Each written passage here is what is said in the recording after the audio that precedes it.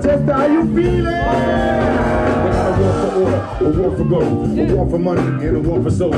War on terror, war on drugs, war on kindness, war on hugs, war on birds and a war on bees. They got a war on hippies trying to save the trees. War with jets and a war with missiles. War with high city government officials. Wall Street war on high finance. War on people who just love to dance. War on music, war on speech, war on teachers and the things they teach. A war for the last 500 years. There are so many voices in this country that are speaking up and active, people active in their communities, that I'm not talking about a fringe minority or a silent majority, but the silenced majority, silenced by the mainstream media. The media today represents a minority elite. These all have to be challenged, and many people are doing it. It's Michael Franti here. This is Amy Goodman with Rochester Indymedia.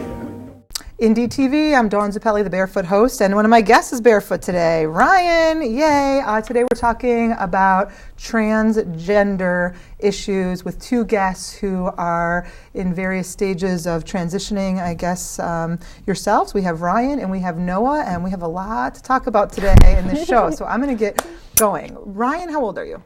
I am 20. And Noah? I'm 22. 22, okay. Young guests. And before we even start talking about your experiences, I think we're going to clarify for our general audience some terms. Transgender. Who wants to give me a definition? I think transgender is the kind of the umbrella term that identifies, or it kind of captures everybody that is in any sort of gender variant that crosses the gender boundaries at all. Whether it's transsexual, transvestites, drag kings, drag queens. Anybody who really is like gender non-conforming. Yeah. So then transsexual. Transsexual, for me, it's more of like somebody who is really intent on having full transition, full SRS, everything. SRS. Sexual reassignment surgery. Which would include, for example? Getting the genitalia of the sex that you identify. Okay. And lastly, I think this is good, but we were going to talk about the term intersex and gender dysphoria. And then we can get on with the questions. Intersex is, I believe, I'm not very well versed in this, but I believe it's someone who has the internal reproductive organs of both men and women, so both ovaries and testes. Maybe I'm not 100% sure on that. And there's also like outside characteristics like bigger clit and things like that kind of would fall into both categories. And they actually, since day one when this started happening, like babies were being born intersex, that they would just sweep them off without even telling their parents. Just automatically give them the surgery that they thought it looked most like. Mm-hmm. What this reminds me of, because even as we're trying to define this, and you two have obviously a lot of experience, how people don't know. We don't really talk about it, and we don't define it, and it's not like in our everyday conversation. Right. So hermaphrodite is the very rude term for intersex. I hear that a lot, and I'm like, we don't use that. We do not use that word. It's very offensive. And gender dysphoria. What does that mean? I think that's the feeling of being, in the wrong body kind of thing. You see these on Oprah and Maury and stuff. A kid being born in the wrong body, trapped in the wrong body, I guess. All right, so I want to hear about your experiences. At what age did you feel like maybe you were in the wrong body? Noah, we'll start with you. Well, I guess ever since I was born, I just knew I was a boy, but yeah, I realized that there was something a little bit different than my younger brother. I guess I always thought that my penis hadn't grown in yet, and I didn't know why. But I guess just from a very, very early age, I just always knew that. Right. I actually don't remember my childhood at all. So as for that, I couldn't tell you. But I think when I started getting almost near 13, is when I started remembering okay, I'm not that girl. I'm not those girls. Mm-hmm. I don't want to be that, and I know I'm not that. So what's going on? So how did you see yourself, or what were you doing, and how were you behaving that was different? I did everything that I have a huge family, and I did pretty much everything that all of my guy cousins did. Up until the age of about 13, I would go swimming with just swim trunks and no shirt. And I think 13 is the beginning of puberty, and that's when my family was like, "You need to start wearing shirts." And I was like, "Well, why? I'm a guy. That's what guys do. We just swim without shirts on." And so you would say you were a guy, and what kind of feedback were you getting from like society? Because they were obviously not viewing you probably as a guy. They were my family was very kind of quiet about it, and my mom would be like, "Okay, but put a shirt on." It was just, I don't know. Right. I mean, I went through this phase where I was really like hyper feminine because I was scared. I was like, okay, this is what women are supposed to look like, and even though I don't feel that way, I need to fit in, so I need to be super girly and, fit in so nobody, makes fun of me, or, I had a trans female friend who used to get beat up constantly. So I was extremely so you were terrified. hiding within the gender that really wasn't your gender. So when did you feel safe, like that you could come and express? I think it's actually been like the past few years. It hasn't been a long time at all. It's really been the past few years where I've really been like finding out more of who I am and how I've always felt and coming out with that. So. And what about you, Ryan? When did you feel like, I'm going to do something about this? Noah. And what steps have you taken to? Noah. I'm sorry, what did I call you? Ryan, it's okay. Ryan. It doesn't matter. We're fine. This is Ryan. We're chum. This is Noah. We're going to go back to the basics here. I'm sorry, Noah. No, it's fine. I don't remember yet. I grew up in a very, very small town. And so as soon as I graduated, I came to Rochester, and it's just so open here. And it's much easier to be comfortable about who I actually am and start to make the steps into becoming. So college age? Yep. So we're talking just in the couple last years couple ago. years. Yeah. And what steps have you taken in your transition process? I started hormone replacement therapy, so testosterone. I did that. Actually, next Sunday is 6 months on T, which is awesome. But how has that been? Have you noticed huge changes? Yeah.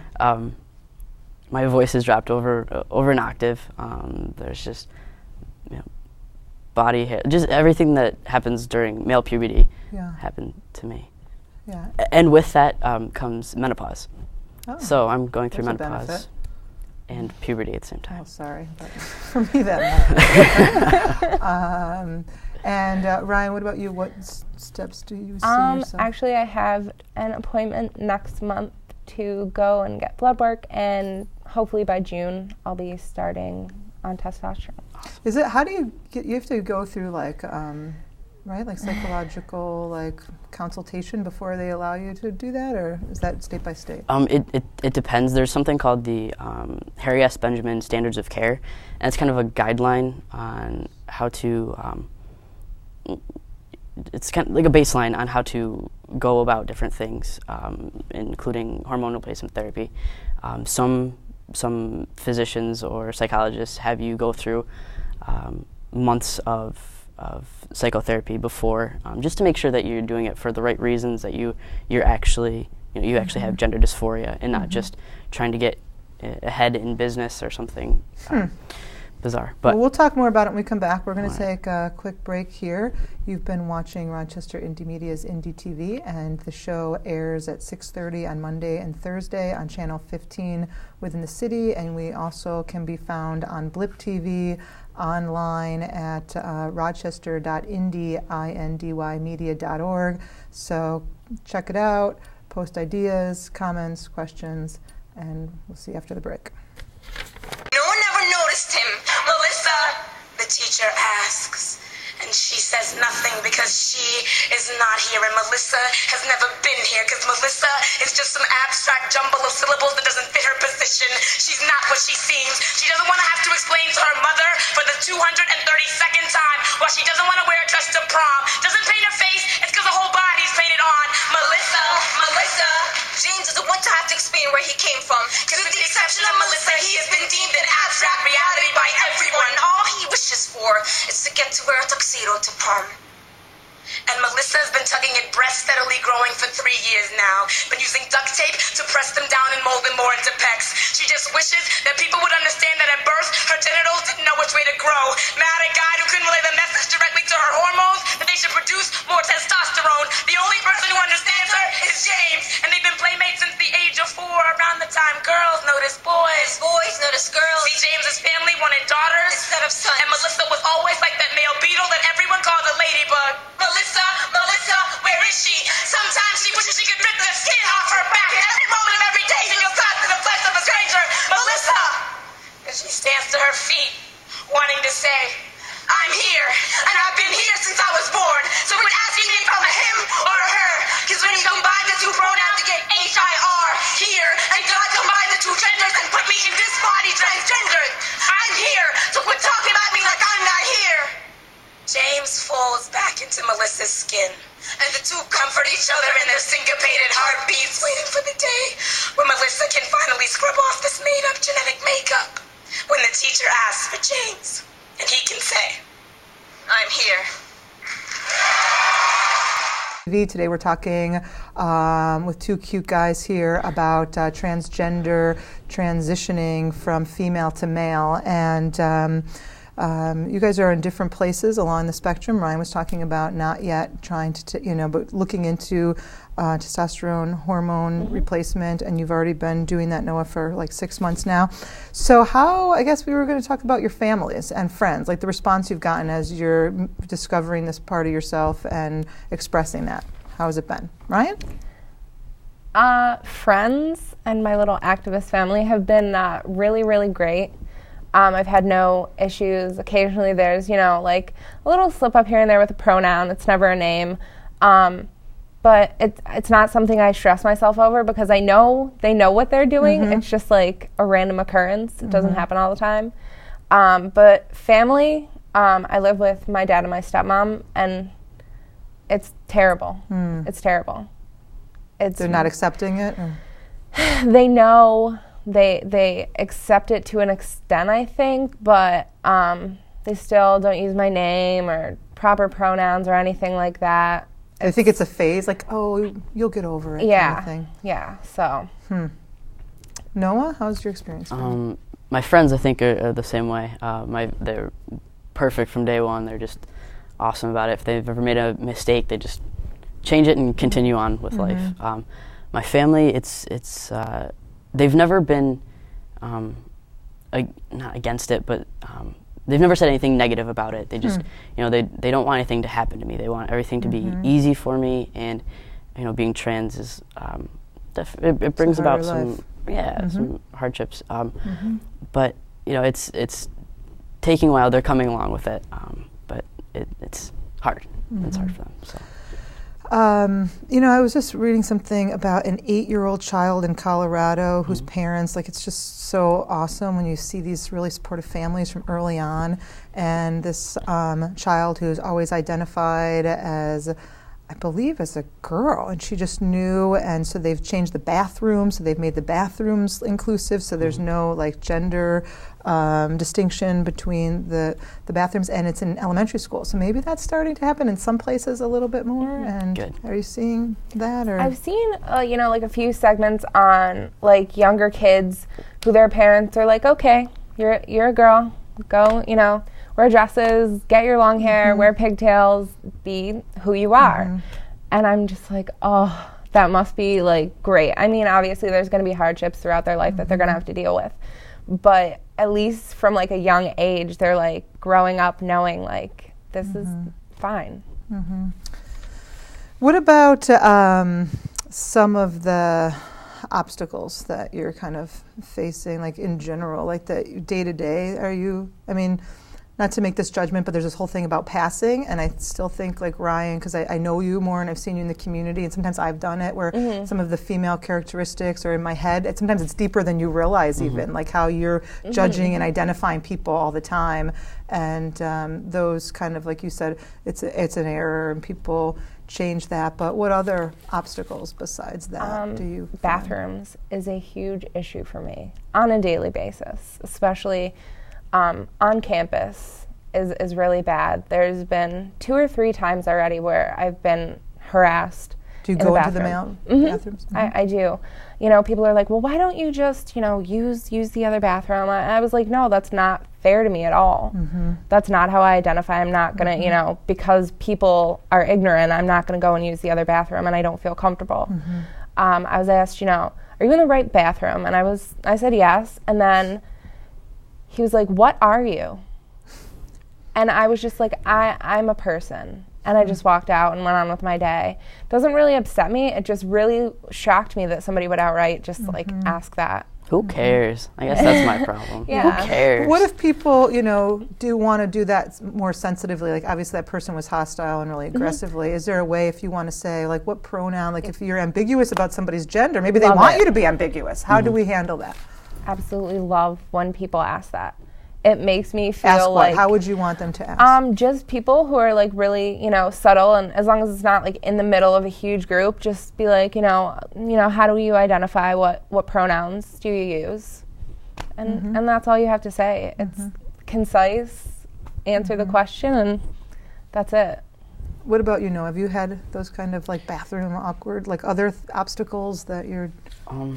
I have, luckily now, with the testosterone, it makes it much easier. I pretty much pass all the time now, so I don't really have those instances. But even last month or so, I was at one of my sister's hockey games, and because my family hasn't really talked to many people in the community and hasn't really explained much, I was there and I needed to use the bathroom. Well, my first instinct is to use the men's bathroom. My mom's first instinct is for me to use the girls' bathroom, and I'm like, really? Do I look like I need to go into the girls' bathroom? I'm going to scare people. So I guess in those instances, I left. I went to a gas station, and that was, so I used the men's bathroom there. But it's still more the association and the conditioning from those that are really connected with you, more than just the outside perspective that you're getting. How far are you going to? Do you have other plans throughout your transition to do like surgery or other things? Or? Definitely top surgery or chest reconstructive surgery. Probably not bottom surgery. There's a lot more they need to do before that becomes appealing. And how has your gender transitioning affected your sexual identity? Can you speak about that? For me, orientation-wise, I identify as gay male. My partner is another trans male. So that's really confusing for people to say, you're transitioning into male, so you automatically like women. It's very that's a misconception that happens a lot. So, if you like men, then why didn't you just stay a female? And it's just because that's not who I am.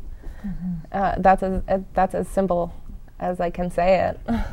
Your gender identity has nothing to do with your sexual orientation. And how do you sexually identify? I'm straight. I'm a straight guy. And I guess before I started transitioning, I still identified as a straight male, but I guess I looked like a lesbian to everyone else. So my personal orientation to myself hasn't changed at all. But now I look like a straight guy. We're going to talk more about that when we come back after the break. Stay tuned. Okay, kids, here we are at the slavery exhibit. Now, as you can see, the slaves were kidnapped from their homes, chained together for weeks. They would cram them onto these ships in very appalling conditions. Thousands of women and children are being smuggled across the border. Sexual trafficking of children. As you can see right here, they were treated like animals. They worked all day long for no pay. In sweatshops raided by police, children forced into slave labor. Some of the slave masters were very cruel. They whipped them and they beat them, as you can see in some of these pictures. Torture and assault be brutal, even fatal. So, before moving on, are there any questions? Does this still happen today?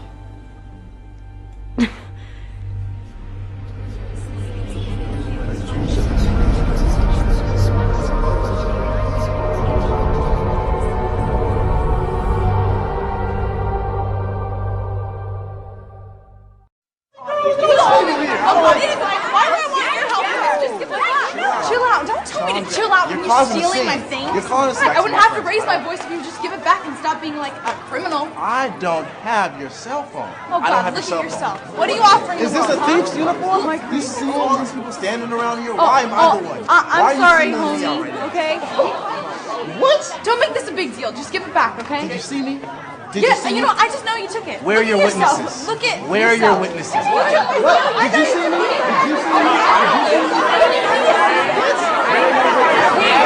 Hey! You left us in the bathroom.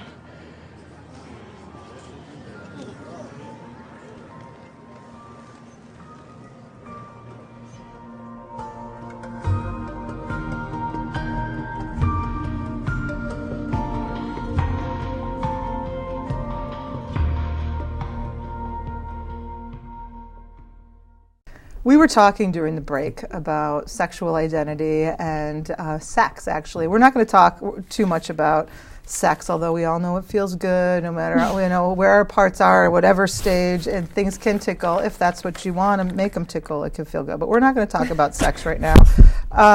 We're going to talk about the positive, like what have you gotten out of this, like as you've been transitioning, that you feel now has been like the best benefit or reward to like making this choice that you're making? For me, I think it's awareness and teaching that has really been the most rewarding thing for me. Just opening people's like mind to different things, like people who haven't had, trans friends or acquaintances in the past, and they're like, oh, really? And they're really good with like asking questions and being really like considerate. And I love, being able to teach people things and make them more aware. No. That's a much better answer than I was going to. No, go. No, that was a good answer, but I think you have a good answer too. As I guess not cliche, but I don't know. As where does this? Just recognizing myself when I look in the mirror, like. My second. All right, we took each other's. But I guess that's what it is. My friends and I joke that. The Trans Guy theme song is Reflections from Mulan. One of my reflections show who I am inside. So, yeah. So you just relate, like you just feel positive. You have a positive self-image now about yourself. So higher self-esteem, I guess, and just maybe less like any negative feelings, even like depression or whatever. It kind of goes both ways for me now because, obviously you are on T, I'm not, and I can pass sometimes, I can pass not so much other times, so that's kind of distressing for me. Mm-hmm. And I'm sure even, I don't know, pre-T. No, definitely. If you had more feminine features, but I know I do, that some people see more than others, and so that's really distressing and definitely plays a role in like my mental health. Mm-hmm. So you definitely want to be passing. You want to be seen 100% of the time as a guy. Because, there is like gender queer, right? Where people like to be in that in-between stage. Yeah, androgynous. Yeah. Neither one of you feel that ever was what you wanted. And what is some of the responses like? Do you feel that people then have a hard time, like they want you to pass because they want clarity, like how they can relate to you, or does that make other people uncomfortable too, or how do you think other people are affected by that?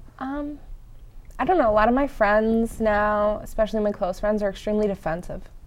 If we're out and somebody says she or ma'am or whatever they're going to say, they go off before I can even politely address the person. They're like, no, no. And they just like go off, which it's really, I wish they wouldn't do it that way because it's kind of embarrassing. I'm like, oh. But it's nice to see that people like see me that way for sure, no doubt about anything, and can just defend me like that. It's really nice. Do you feel like political activists around this topic? Or did you just want to make this transition and be on with your life, or do you feel like it's part of your responsibility or role to educate people and to do workshops and to help parents who might have a kid with, you know, identity questions? Like, what would you want to, how do you want to fit into all that? When I first started transitioning and stuff, I was like, I just want to be under the radar, go stealth. I don't want anybody to know that I used to be a girl. But now the more I get into it, I realize how much more like people want to know about stuff like this, and it's because it's a really fascinating topic, and so I love researching and getting to help other people learn more about it and stuff. So I love activism and stuff. What other benefits have you gotten? Do you feel like you have more power? You're like a white straight male. You just like moved up to the echelon of like I'm the top king of the dog. world. You're like top dog now. Like, does that give you other things that have been like surprising? Like what that means? I get away with a lot more. I can just lay back in the recliner and be like, girlfriend, go get me a sandwich. And that's my job, to lay in the recliner. Don't do that, girlfriend. I'm just kidding. So obviously, I don't really. You don't always. You don't even feel like you have some of those benefits yet. No. Yeah. What suggestions to people who are thinking about this, or like what helped you as you were going through this, as far as just people to talk to, resources? Like, what do people need to know if they're questioning? Google. I was just gonna say Google.com, transgender, transsexual. Google, you can do anything with Google. Yeah. Really, that's how I got in touch with new people. Go on YouTube. YouTube is a great resource. That's how I met, Jordan and Peter. I met at school, and then I met Jason through Peter.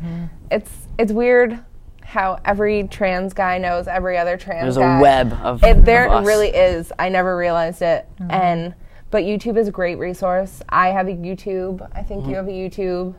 Jordan and Jason have YouTubes. We all have YouTubes talking about different issues, our transitions, personal stories, and obviously you can get in touch with anyone on there. Just message them, and everyone's really great, especially if you're questioning and you have any questions for that. Is New York State a good state to live in as a transgender? I mean, does it vary state to state, like different laws? Maybe you wouldn't know if you haven't lived at other places, but what have you heard? Or is it just more open? Are there protective laws? Like, as for laws, I'm not really too sure personally.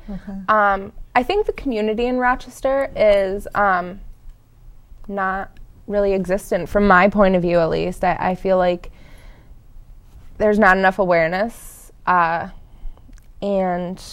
there's not a huge community to come together. I mean, there's a large, gay and lesbian population that has a really strong community, but as for transgender, I don't see it. And I think it's the exact opposite, because I came from a very, very small town, and so this is just huge, and there are so many gay and lesbian people, and they're so much more open with trans people and stuff like that. So this is your New York City, or this LA. is my New York City. Maybe you need a bigger city where you can. When I go to Philadelphia, I was just thrilled. I was like, oh, there's so many people. I know. Well, that's great. Thank you for sharing and being so open, and telling us as much as you have about your experience. And hopefully you'll come back as things progress in your life in a variety of ways. And you've been watching Rochester Indymedia's Indy TV. Thanks, guys. Thank you.